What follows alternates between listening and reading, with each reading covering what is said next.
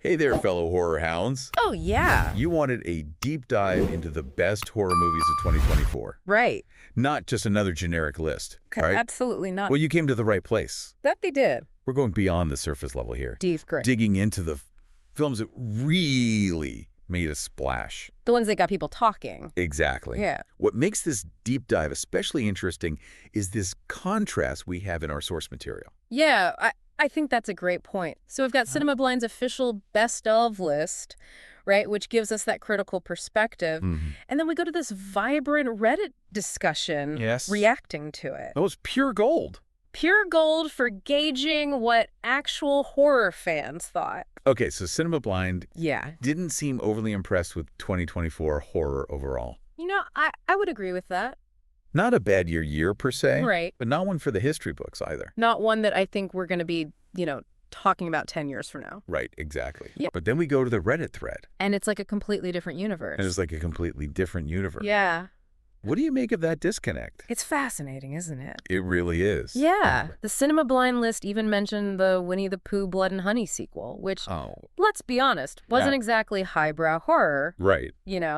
No. But maybe that points to something larger at play. Perhaps 2024 was a year where the most exciting, innovative horror was happening outside the mainstream. Okay. In those indie films and international releases. Interesting. That don't always get the same critical attention. That's a great point. Yeah. And it seems like Reddit was definitely tuned into that underground scene. Yeah, they were all over it. Speaking of films that capture the internet's attention, we have Fiddy to talk about The Substance. Oh, yes. The Substance. Seriously. It's mentioned in practically every single comment on that thread. It's everywhere. I know. I was blown away. I know. So body horror absurdist elements? Yeah. Demi Moore making a comeback. I know, right? What's the deal with this movie? What is the deal? What makes it so captivating for horror fans? Yeah. And why is one commenter calling it horror for people who don't like horror? Well, I think The Substance is one of those films that defies easy categorization. Okay. You know when we talk about body horror? Yeah. We're talking about films that explore the transformation and violation of the human body. Right. Think David Cronenberg's The Fly. Yes. But The Substance, from what I'm gathering from the Reddit discussion, takes that concept and infuses it with absurdist humor and social commentary. Interesting. It's not just about the gross out factor. Yep. It's using those shocking visuals to say something deeper about our anxieties and obsessions. Ooh, I love when horror gets philosophical. Me too. Okay, so we've got body horror with brains. Yes. Another film that generated a lot of buzz, and one that was actually on Cinema Blind's list, was Nosferatu. Yes. A remake of a silent classic directed by Robert Eggers. One of the best. Who's known for his incredibly atmospheric, almost historical horror films. Right. High expectations all around. Yeah, huge expectations. Did it live up to the hype? It seems like Eggers delivered on the atmosphere and visuals, which is no surprise, Right. given his track record. Oh, of course. Bill Skarsgård's performance as the vampire is also being praised, with commenters describing it as genuinely terrifying. Wow. So that's something. That's high praise. Yeah. What's interesting is this debate about whether Nosferatu relies more on jump scares and gore, Right. or if it's more of a slow burn psychological type of horror. Yeah. Some people found it truly scary, while others described it as more unsettling and disturbing. So it's creepy more than gory. So maybe not one for folks who need constant jump scares to stay engaged, Right. but definitely something for those who appreciate more creeping psychological dread. Exactly. Now onto a film with a very different vibe, Mads. Mads, this is a wild one. The big talking point here is that it's supposedly filmed in one continuous take. It is? Is that right? One take. And what's the overall consensus? Yeah, it's truly a single take. Why? And I think Is it worth adding to the watch list? several commenters suggested going in knowing as little as possible beforehand, But- letting the film wash over you Interesting. without any preconceived notions. Okay. There's a lot of discussion about the pacing. Mm-hmm. Some called it a trip, others found it slow to the point of boredom. Oh, wow. So I have it to follow seems that. like you either surrender to the ride or you check out completely. Sounds like a bit of a gamble. It is a gamble. Maybe one for those late-night adventurous movie nights For sure. when you're in the mood for something different. Exactly. And speaking of films that seem to divide audiences, we have Strange Darling. Strange Darling. Yeah, This one is strange. What makes this one stand out, and why did one commenter suggest it might not even be a horror film at all? Well, from what I'm gathering, Strange Darling plays with genre conventions in a way that's left some viewers confused or even frustrated. There are elements of horror, certainly, Mm-hmm. but it also seems to delve into psychological thriller territory, maybe even some surreal or experimental elements. Interesting. Perhaps that's why some are questioning its categorization as horror. Yeah. It might be one of those films that transcends genre boundaries, which can be exciting but also challenging for viewers. I love that. Yeah, It's like the movie itself becomes a conversation starter. absolutely. And speaking of exciting and challenging, let's talk about a film that's caught my eye. Exuma. Oh, yes, Exuma. It's a South Korean horror flick.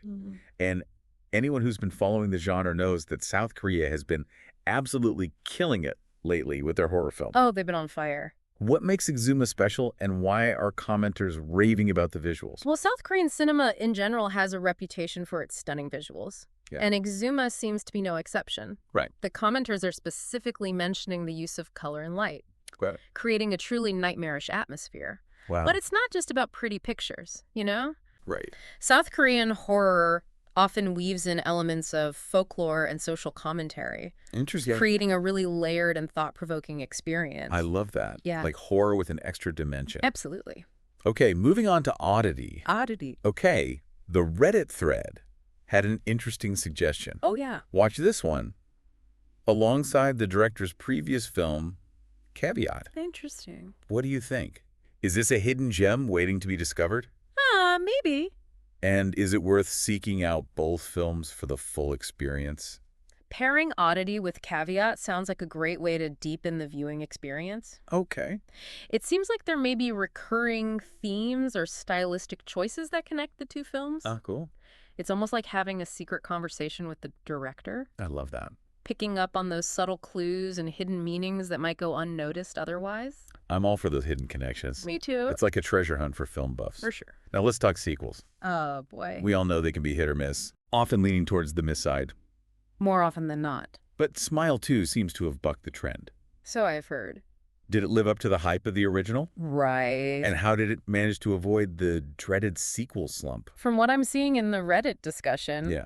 Smile 2 not only lived up to the original, but in some cases even surpassed it. Really? One commenter even went so far as to say it was one of the best movies they'd ever seen. Wow. So yeah, it seems like the sequel successfully expanded on the psychological terror of the first film Okay. while introducing new elements to keep the audience on edge. Wow. Sequels that actually elevate the original are rare gems indeed. They are very rare. Color me intrigued. Yeah.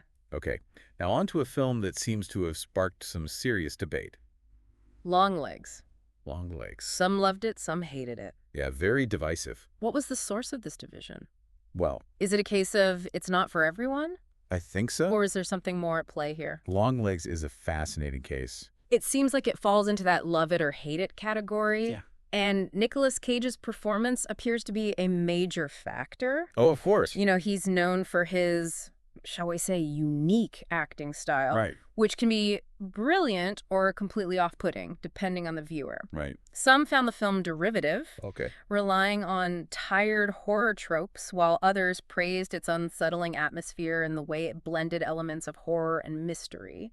It sounds like a movie you have to experience for yourself to really judge. I think so. Nicolas Cage in a horror movie is definitely an intriguing prospect, to say the least. Definitely. Now, before we wrap things up, Yeah. we need to address the elephant in the room, or rather, the films missing from Cinema Blind's best of list. Yes. Redditors were quick to point out a few potential snubs. Cuckoo Maxine Alien, Romulus Blink Twice, and Azrael. Right. Should these be on your radar? You know, the fact that these films weren't included in the Cinema Blind list, but generated significant buzz online speaks volumes about the diversity of tastes within the horror community. Yeah. It's a reminder that best of lists are always subjective, and that there are always hidden gems waiting to be discovered beyond the mainstream. Absolutely. It's like a whole secret world of horror just waiting to be explored. It is. Okay, so big picture, 2024 horror. Yeah. Maybe not a groundbreaking year for the critics, Right. but clearly a year that resonated deeply with fans, Absolutely. particularly those plugged into the online horror community. For sure. What do you think contributed to this disconnect between critical reception and fan enthusiasm? It's a fascinating question. Yeah. Perhaps 2024 was a year where the most exciting and innovative horror was happening outside the mainstream. Interesting. We see this reflected in the popularity of films like The Substance, Right. which embraced body horror, but also incorporated elements of absurdism and social commentary. Okay. And let's not forget the impact of international horror, with South Korean cinema continuing to push boundaries and captivate audiences worldwide. It's so true. 2024 may not have produced a single defining horror masterpiece, but it offered a diverse and exciting landscape for fans to explore. I would agree with that. Which brings us to you, dear listener. Yes. What stood out to you in our deep dive? I'd love to know. What films have you added to your watch list? Right. What are you going to watch? I'm personally dying to check out The Substance and Nosferatu. Oh, good choices. The way you described them, they sound right up my alley. Oh, yeah. Those are excellent choices. I know. I'm excited. The Substance, with its blend of thought-provoking themes and visceral horror, and Nosferatu with its haunting atmosphere and chilling performance, both promise to be unforgettable experiences. Totally. But you know what I find truly fascinating about this whole discussion? What's that?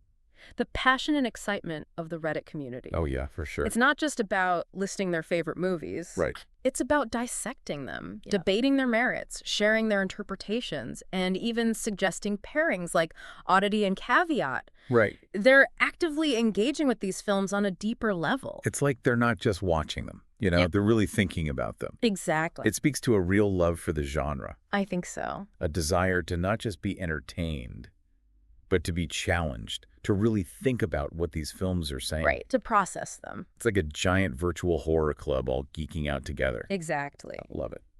And that shared enthusiasm brings us to a final thought-provoking point. Okay.